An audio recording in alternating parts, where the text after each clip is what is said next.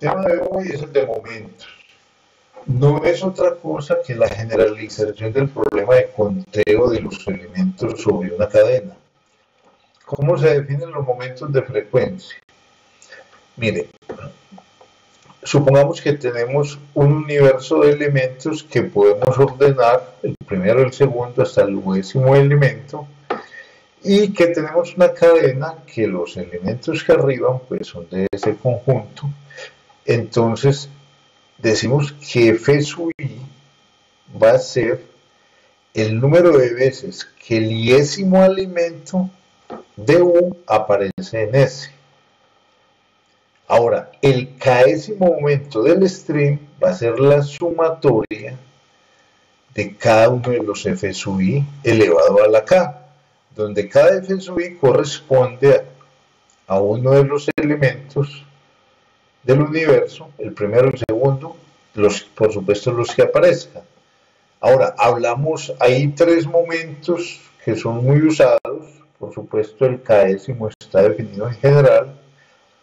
El momento cero simplemente es tomar cada elemento del universo, decimos que el primero aparece 0 veces, el segundo aparece una vez, el tercero aparece 8 veces, así sucesivamente, y lo elevamos a la 0, con la única salvedad que para este caso 0 a la 0 lo vamos a asumir como 0, todos los otros sí son la definición usual de matemáticas, y con F a la 0 entonces vamos a hallar el número de distintos elementos en la cadena.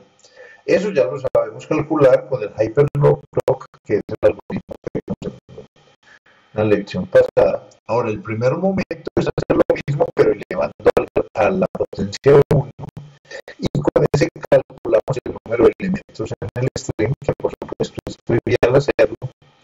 Vamos a estar muy interesados en el segundo momento. Sí, el segundo momento de nuevo es la sumatoria del número de veces que aparece cada elemento de U, pero al cuadrado. Se le llama también el surprise number, y lo que nos determina nos caracteriza cómo están distribuidas estas frecuencias de los elementos, si más o menos hay una aparición uniforme de todos los elementos en la cadena o si hay un sesgo hacia algunos de ellos. Ahora, vamos a tomar un caso especial cuando K tiende a infinito. El momento de cuando K tiende a infinito va a ser el elemento dominante en el string el que va a determinar ese momento, el que más veces aparezca. Ustedes aquí abajo van a ver un ejemplo de cálculo del segundo momento, simplemente para mostrar cómo varía ese número cuando la cadena tiene un sesgo o cuando la cadena está uniformemente distribuida. Un uso, el tema de momentos se utiliza en muchos campos. Un ejemplo muy claro son las relaciones en las bases de datos relacionales. El optimizador de consultas necesita ciertas estadísticas de las relaciones para definir cuál es el plan de ejecución de las consultas, y los momentos le dan esa información. El momento 0, por ejemplo, le da cuántos distintos valores tiene un atributo. El segundo momento le dice qué tan uniformemente distribuidos están los valores de ese atributo y le ayuda a tomar decisiones en tiempo de optimización. Ahora, ¿cómo calcular ese segundo momento? Pues hay un algoritmo que fue propuesto en un paper escrito por 3 autores, Al, Matías y Szegedi, que es un algoritmo, es un paper, pues además que ha tenido mucho reconocimiento. Vamos a explicar brevemente en qué consiste eso. Simplemente es que yo tengo una cadena de longitud S y voy a tomar una muestra de elementos que arriben allí, voy a definir unos tiempos T. Esta cadena, el primer elemento es tiempo 1, el segundo tiempo 2 hasta el tiempo n. Yo defino aleatoriamente unos tiempos. De manera uniformemente aleatoria debo seleccionar esos tiempos, o sea que la probabilidad de que yo escoja cualquier momento de la cadena va a ser la misma. Tomo una muestra y para los elementos que yo tome en el momento en que seleccione, calculo la frecuencia. O sea que si yo defino un tiempo t y en ese tiempo t arribo una variable que la voy a almacenar en su t. Desde ese momento voy a inicializar un contador en 1 con ese elemento, y cada vez que ese elemento vuelva a aparecer en la cadena voy incrementando ese contador.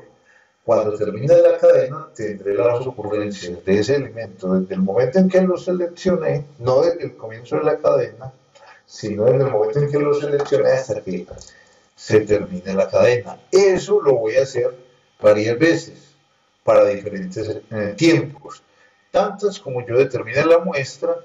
Para cada uno de ellos, cuando yo calcule el B sub t, voy a aplicar esta fórmula que es n es la longitud de la cadena y lo multiplico por 2b menos 1, eso me va a dar un estimado f sub t para un solo elemento, pero lo haré para todos.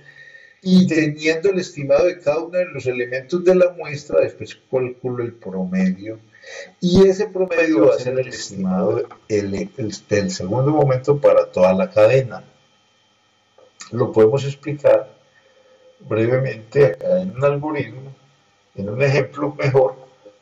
Supongamos que tenemos esta cadena de longitud 15, que además definimos que vamos a tomar una muestra de tamaño 3 y que de una manera uniformemente aleatoria definimos que el tiempo 3, el tiempo 8 y el tiempo 13 van a ser los momentos en que seleccionamos la muestra. ¿Eso qué significa? Que el tiempo 3 va a ser este, 6, 7, 8, y el tiempo 13, la A, ¿cierto? Entonces la cadena empieza a llegar. Solo cuando lleguemos al tiempo, en el momento 3, entonces inicializamos la variable f3 en C y el contador en 1, seguimos avanzando, no nos interesa sino cuando aparece una nueva ocurrencia de C, ¿sí? Que es entonces acá, incrementamos el contador, luego dijimos que el tiempo 8, o sea que cuando llegamos a D, simplemente inicializamos el contador para D y la variable respectiva. Después de eso, por aquí aparece otra segunda D, entonces vamos a incrementar ese contador, ¿sí? Aquí nos aparece una C, entonces incrementamos el contador del elemento que escogimos en el tiempo 3. Luego aparece una A, que fue el tiempo 13, inicializamos el contador respectivo. Cuando terminemos la cadena, estos son los tres valores que tienen los tres contadores. ¿Qué hacemos? A cada valor le aplicamos esta fórmula, 2b sub n por 2b sub i menos 1.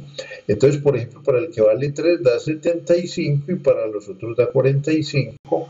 Entonces sacamos el promedio, que para el ejemplo da 55. Si nosotros miramos por acá arriba, realmente este es el estimado del momento.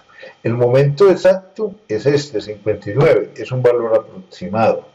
Entonces, lo que tenemos que hacer ahora es evaluar por qué este algoritmo trabaja. ¿Sí? Si realmente lo que el algoritmo hace es estimar un momento que sea confiable. Y para eso, entonces vamos a recurrir a la definición de esperanza matemática. O sea que la esperanza del valor que nosotros estamos utilizando, que es n por 2b menos 1, si es cercano o si es el segundo momento de la cadena. ¿Cómo lo hacemos? Pues la esperanza de la probabilidad de que un evento ocurra por el valor que toma el evento. Entonces, ¿cuál es la probabilidad de que un evento ocurra?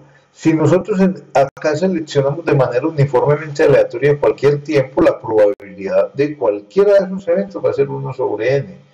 ¿Y qué valor va a tomar cada una de las ocurrencias? Pues mire, si seleccionamos este primero, quiere decir que esto va a ser, este C sub t va a ser el tiempo del tiempo 1 y las ocurrencias van a ser 1, 2, 3, 4, 5 paradas, o sea que ese C sub t va a ser 5. Por el contrario, si seleccionamos este tiempo para el mismo elemento, en ese caso este C sub t va a valer 3, y así sería para cada una de las n posiciones. Entonces estos son todos los eventos posibles. ¿Y cuál es el valor que tomaría entonces la frecuencia si seleccionamos en cada una de esas n posiciones? Esa es la esperanza matemática. Ahora vamos a desarrollar un poco esa fórmula para poder llegar a alguna conclusión. Lo primero que vamos a hacer es reescribir esa fórmula de una manera que sea más fácil de manipular. ¿Qué es lo que estamos haciendo acá? Vamos a hacer lo siguiente. Este término es simplemente que todas las ocurrencias que hay aquí de A, las vamos a agrupar en un sumando. Lo mismo para las de B, las agrupamos en este y así para cada elemento. Entonces analicemos solo este caso, pero que aplica para todos los otros términos. Igual aquí hay n elementos como los hay en la fórmula 3, lo que pasa es que están organizados en un orden tal que nos va a permitir manipularlos. Tomemos entonces el primer término, ¿cierto? Ya además hay una notación, aquí cancelamos esta n con esta, ¿cierto? Y con esta que aparece acá. Entonces tomemos el primer término y analicémoslo un poco más. ¿Qué pasa con ese primer término? Lo que estamos diciendo es que si nosotros tomamos, miren, el elemento de más a la derecha está A, que es la que está más a la derecha, ¿cierto? Bajemos esto un poco para que se vea más, ¿sí?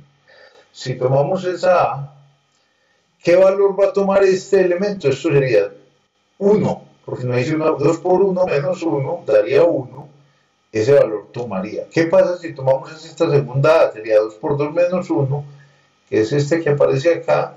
¿Qué pasa si tomamos esta? 2 por 3 y menos 1 daría 5 y el otro daría 7 y el último daría 2f menos 1, que es este acá, que es la frecuencia del elemento. Esos son todos los posibles valores para las ocurrencias de A y así procedemos con los otros sumandos que aparecen. Cada sumando es una sumatoria. Quiere decir que esa fórmula que acabamos de analizar la podemos escribir tal como aparece acá, miren, así, y que equivale a eso que está aquí abajo, ¿cierto? Ahora, ¿qué es lo interesante de todo esto? Supongamos que nuestro término solo tiene 3 ocurrencias, o sea, que solo va a aplicar estos 3 términos y estos 3 que aparecen acá. Si nosotros efectuamos esta operación de arriba, que es 2b menos 1, para 1, para 2 y para 3, ¿cierto? Eso nos da 1 más 3 más 5, eso nos da 5 y 3, 8 y 1, 9, ese valor nos da 9, pero realmente ¿cuál es la frecuencia del elemento? Es este f sub i 3, ¿y cuánto da f sub i al cuadrado? Da 9, o sea, da lo mismo. Por eso es que estamos diciendo que toda esta sumatoria que hay acá la podemos reemplazar por la frecuencia de ese elemento elevado al cuadrado. Ahora, eso fue solo para el primer sumando, pero si lo hacemos para los otros, eso nos va a dar la sumatoria de luz f sub i, o sea, del segundo momento de cada elemento, que realmente es el segundo momento. O sea, con eso lo que hemos probado es que la esperanza del término que veníamos utilizando realmente es el segundo momento, que es el que necesitamos calcular. Ahora, lo que toca evaluar es qué tan confiable es ese estimador, o sea, cuál es la variabilidad del estimador para cada cálculo, y eso lo haremos en el próximo video.